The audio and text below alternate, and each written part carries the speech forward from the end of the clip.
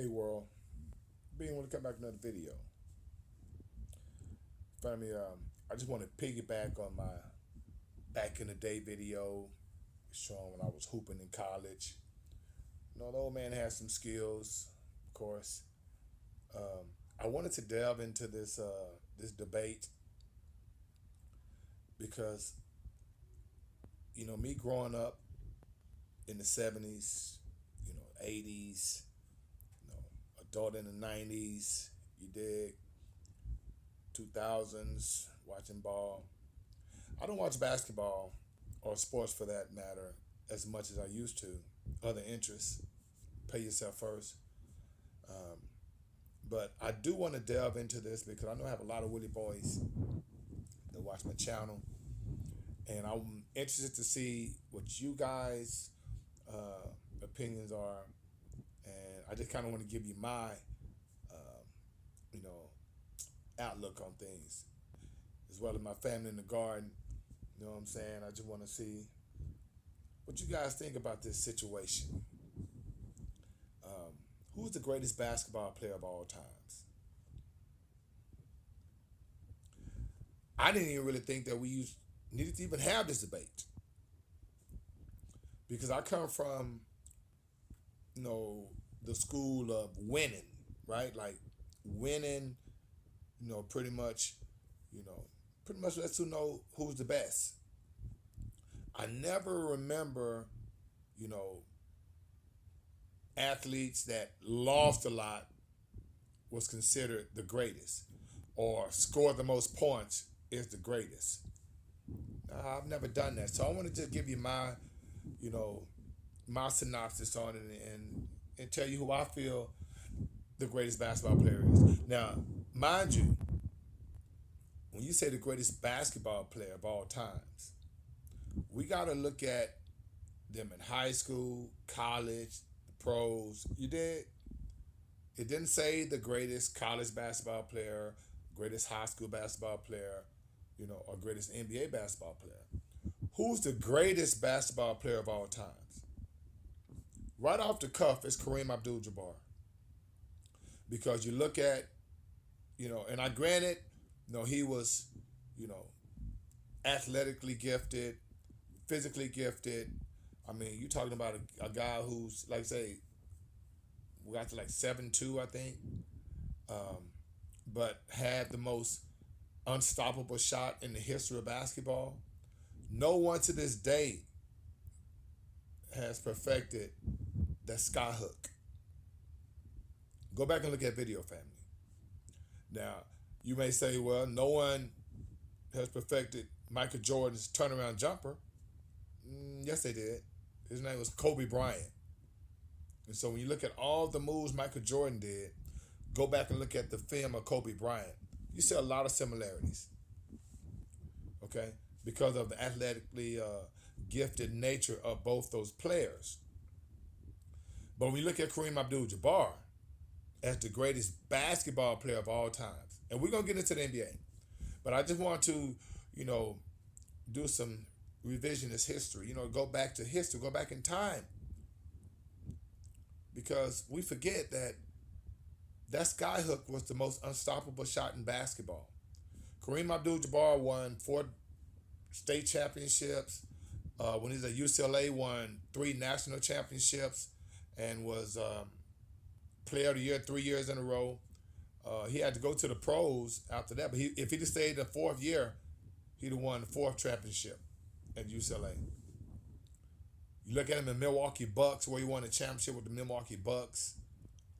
And then we went to the Los Angeles Lakers, and the work he put in with the Los Angeles Lakers, I think he had 5 over there. So they make him 6. He had 6 championships. All right. 5 MVPs. And shout out to my boy Kendall Gill, who played basketball at the University of Illinois. He pretty much coined that phrase. That's where I heard it from, the 6'5" group, where you have to win 6 championships and 5 NBA titles. And I'm going to get into that. But I digress. Going back to the greatest basketball player of all time, it would have to be, to me, Kareem Abdul-Jabbar, which was, before LeBron James, he was the leading scorer in the NBA. Now think about that. You're the best high school basketball player in the land.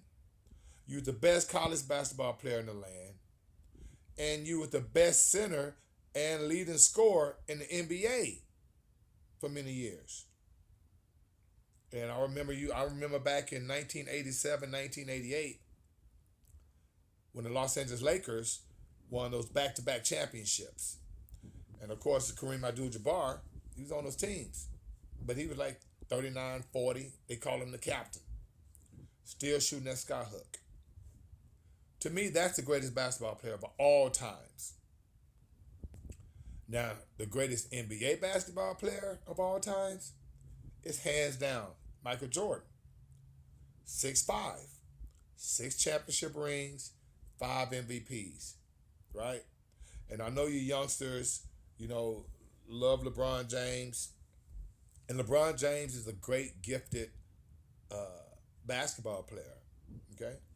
But you got to remember, LeBron James got in the league 17, 18 years old, and he's still playing at a high level athletically into his 20th, 21st season, which none of the players have ever done that. You go back and look at Michael Jordan when he played with the Washington Wizards. Yeah, he averaged 20-some points a game at 39, 40, but they were all, mid-range jumpers, turnaround jumpers, nothing above the rim. If Michael Jordan dunked when he was the Washington Wizards, people were tripping because it didn't happen often. Even when he played with the Chicago Bulls and won those championships in 96, 97, 98, the second three-peat, he wasn't dunking like that. The athleticism wasn't there. A lot of turnaround jumpers, a lot of post-ups, you know what I'm saying? A lot of spin moves, a lot of mid-range, right? So that could, and as a ball player, and as one of those guys that had that, that over 35-inch vertical. When I was 35, my vertical wasn't like that no more. And I was dunking, I was doing I was very athletic. But when I got my mid-30s, late 30s, oh no, forget about that, man. And the recovery, when I played then, I would hoop in some Pro-Am tournaments. Man, I'm telling you, after the next day, I had to chill. There wasn't no playing back-to-back, back-to-back. So the recovery time was a lot longer. Even now, like I said, 55 years old, I can dunk. But, I'm just, I got these big hands. So I'm getting the ball over the rim, and I'm dunking like that. While before, I'm dunking like that. You did? So, everyone that I've ever seen play basketball, from the NBA to college, whatever, at a certain time, Father Time kicks in. And Father Time is undefeated. Apparently, LeBron James had found out a way to, escape that. But in my eyes, to win 4 championships and lose in that many finals, to me, that's you. And then just, to be MVP of the league, to be the scoring leader and the defensive player of the year, come on, man, that's unbelievable. And I'm not being biased. I'm just saying what my eyes see, right? But like I said, you go back to the 60s and go back to the late 70s, early 70s, 50s. That group of individuals, you're throwing Oscar Robertson, Jerry West, you're throwing those guys. During that era, they can have their debates on who the greatest basketball player of all time. Wilt Chamberlain. But I just know that I grew up in the 70s and the 80s, and I seen those guys. And then I played ball. It was just a progression of the skill set in basketball throughout the decades, right? Cats wasn't dunking and blowing by people athletically, and playing above the rim like they were in the 90s, or in the 80s, 90s, and now, today. In the 70s, 60s, it wasn't like that. It was more jump shots, layups, defense, rebounding. Like I said, Bill Russell won 10 championships. I don't consider him the greatest basketball player of all time, right? Because of the era he played in. But if you talk to the people that lived during his era, they would say Bill Russell was the greatest basketball player of all time because he won so many championships with Boston Celtics. But the GOAT is greatest of all time. That's like one individual. Okay. I mean, when you took Bill Russell off those teams, Boston was still winning championships. Okay. Chicago haven't won a championship, not even close, since Michael Jordan left. You did. And LeBron leaving Miami, okay, but guess what? They still in the finals. They still get there. They still relevant. You did. And so um, the greatest NBA basketball player of all time to me is Michael Jordan, hands down. Um, you just gotta ask yourself if you had $1 million to bet on a game, or if your life depended on it, and this one game, who you want playing for you? Michael Jordan or LeBron James? Who's going to end that game? Who you want to take that last shot? And the only reason I'm gonna say Michael Jordan because I've watched LeBron come into the league and I've seen, you know, him disappear in big moments and whatnot, and the teams that he played on.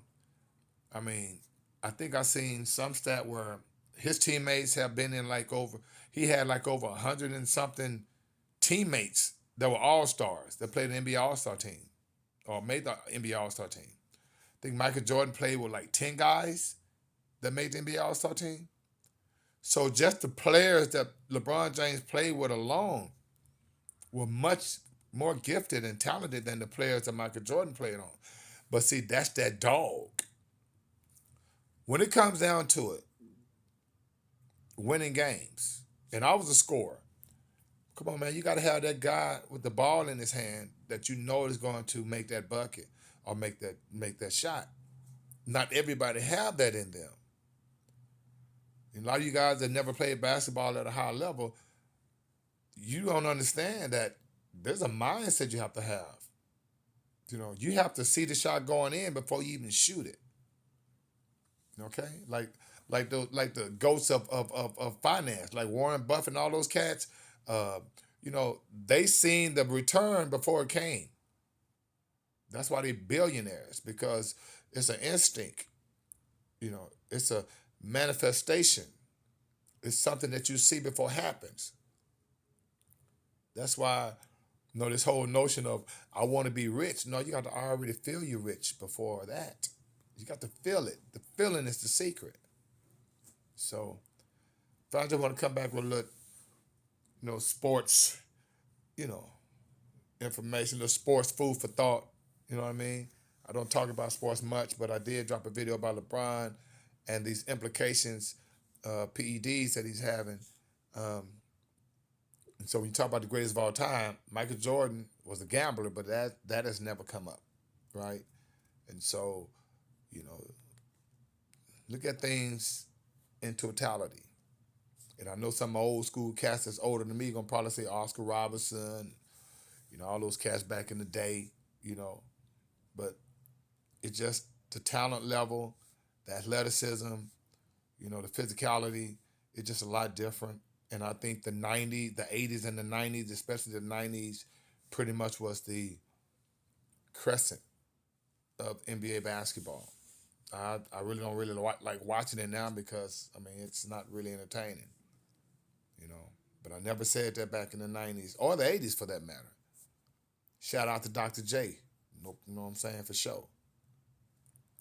But like I said, pay yourself first. I just want to come back with a quick sports food for thought video. In the meantime, between time, may the Most High Society bring you joy. And being with us out of 5,000.